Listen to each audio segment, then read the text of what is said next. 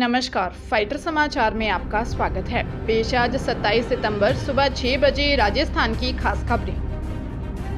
प्रदेश भाजपा की ओर से राजस्थान में सत्ता परिवर्तन को लेकर निकाली गई चारों परिवर्तन संकल्प यात्राओं के समापन और प्रधानमंत्री नरेंद्र मोदी की महासभा के बाद अब विधानसभा चुनाव को लेकर पहली सूची का काउंटडाउन शुरू हो गया है। बीजेपी किसी भी समय पहली सूची जारी कर सकती है।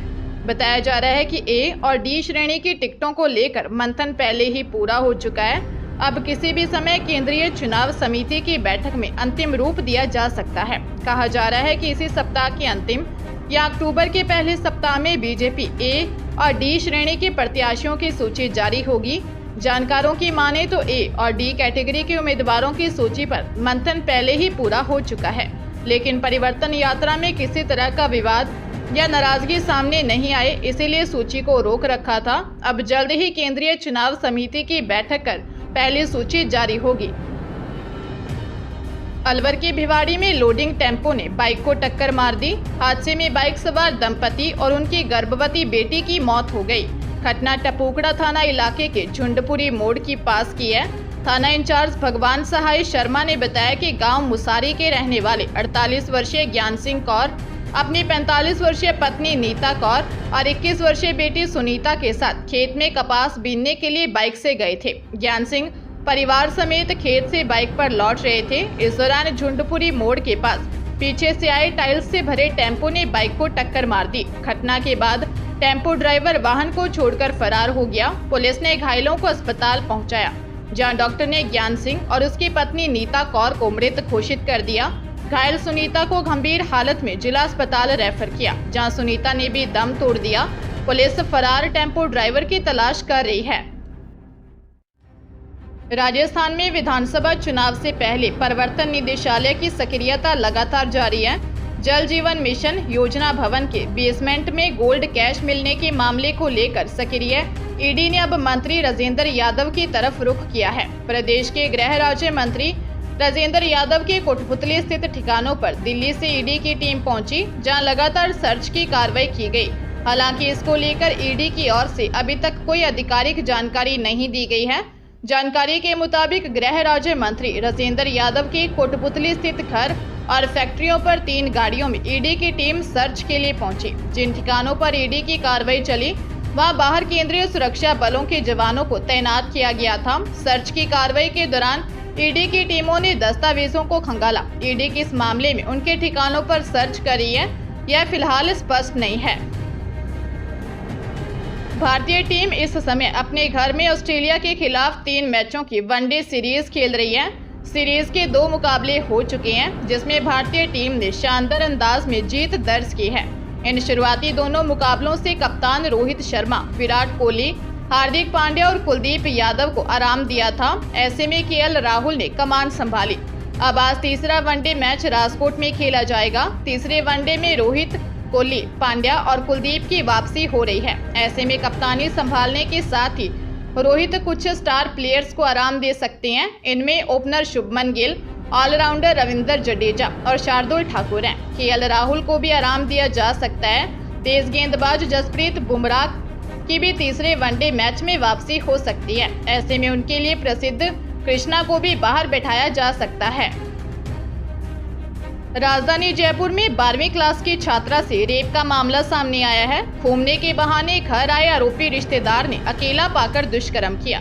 पीड़िता ने आरोपी रिश्तेदार के खिलाफ शिप्रापथ थाने में दर्ज रिपोर्ट में बताया कि वह प्राइवेट स्कूल में 12वीं क्लास की स्टूडेंट है। जून 2023 में वह रिश्तेदारी में एक कार्यक्रम में यूपी गई थी। वहां आए चाची के भाई से दोस्ती हो गई। आरोपी रिश्तेदार ने प्यार का इजहार किया। इसके बाद घूमने के बहाने जयपुर आया और 4 दिन उसके घर पर ही रुका।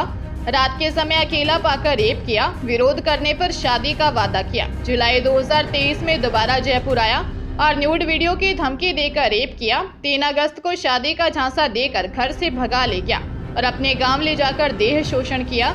7 अगस्त को वापस जयपुर छोड़कर चला गया। पुलिस मामले की जांच कर रही है। हरियाणा के सोनीपत में बीती रात नाकागढ़ मिर्कपुर यमुना पुल के पास हुए एक दर्दनाक सड़क हादसे में एक महिला व एक बच्चे की मौत हो गई। इसमें मृतक बच्चे की मां को भी चोटें आई हैं। ये बुग्गी में पशुओं के लिए चारा लेकर जा रहे थे तो एक ट्रक ने बुग्गी को टक्कर मार दी। मृतकों की पहचान गौरीपुर जवाहर नगर निवासी देव और कमलेश के तौर पर हुई है। पुलिस ने अज्ञात ट्रक ड्राइवर के खिलाफ केस दर्ज कर छानबीन शुरू कर दी है। जानकारी के अनुसार सोनीपत बॉर्डर के पास स्थित यूपी के गौरीपुर जवाहर नगर निवासी देवेंद्र ने बताया कि उसकी पत्नी पूजा, उसका बेटा देव और पड़ोसी कमलेश हमारी बैल बुग्गी से जमुना खादर हरियाणा से पशुओं के लिए चारा लेकर आ रहे थे। इसी दौरान यूपी की तरफ से आए ट्रक ने उनकी बैल बुग्गी को सीधे टक्कर मार दी। टक्कर से उनकी पत्नी पूजा को चोट आई। उसके बेटे देव ने अस्पताल जाते समय रास्ते में दम तोड़ दिया। वहीं 52 वर्षीय कमलेश उर्फ भूरी की भी मौत हो गई। थाना बहालगढ़ पुलिस मामले की जांच कर रही है। श्रीगंगानगर जिले में सुंडी और आंधी बरसात से खराब हुई फसलों के अतिशीघ्र मुआवजे की मांग को लेकर किसान संगठनों ने बैनर तले किसानों ने जिला कलेक्टर के सामने गंगा सिंह चौक पर धरना लगाया। कलेक्ट्रेट घेराव के उद्देश्य से किसान गंगा सिंह चौक पर एकत्रित हुए। काफी संख्या में किसानों ने धरने में उपस्थिति दर्ज करवाई। किसान नेताओं ने कहा कि अंधड़ तेज बारिश से इलाके में मूंग, गवार और नरमे की फसल को काफी नुकसान पहुंचा है। किसानों की आर्थिक स्थिति ठीक नहीं है। फसलों को 70% से अधिक नुकसान है। वहीं गुलाबी सुंडी ने नरमे को चट कर दिया है। सरकार फसल बर्बादी को प्राकृतिक आपदा घोषित करे और तुरंत प्रभाव से मुआवजा राशि जारी की जाए। गौरतलब है कि एक दिन पहले ही जिला प्रशासन ने कृषि विभाग को गिरदावरी के आदेश जारी किए हैं।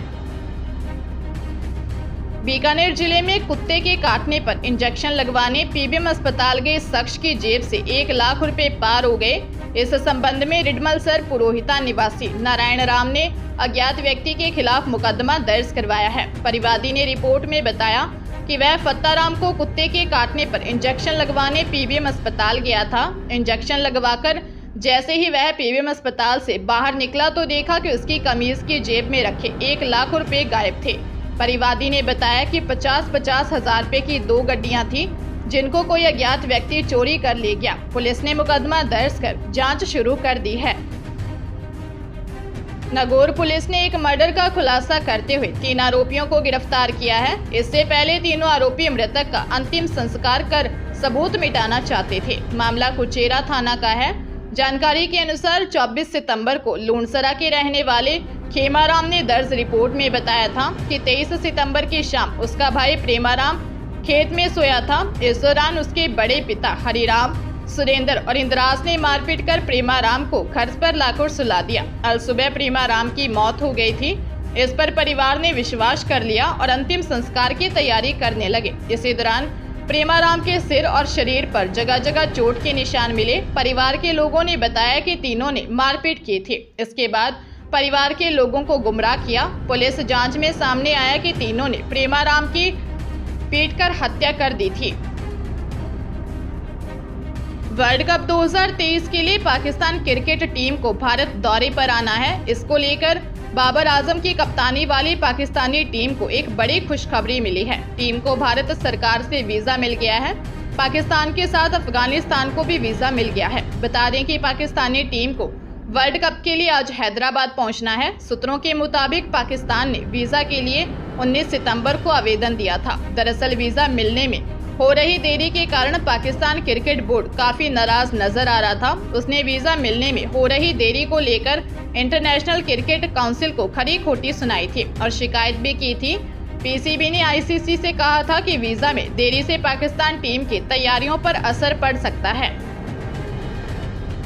हनुमानगढ़ जिले के सदर थाना क्षेत्र के सहजीपुरा गांव में मेडिकल स्टोर संचालक की ओर से इंजेक्शन लगाने के कुछ समय बाद व्यक्ति की हालत बिगड़ गई। तबीयत बिगड़ने पर परिजनों ने उसे अस्पताल पहुंचाया, जहां डॉक्टरों ने जांच के बाद उसे मृत घोषित कर दिया। मामले में व्यक्ति के बेटे ने सदर पुलिस थाने में मेडिकल स्टोर संचालक के खिलाफ रिपोर्ट दर्ज करवाई है।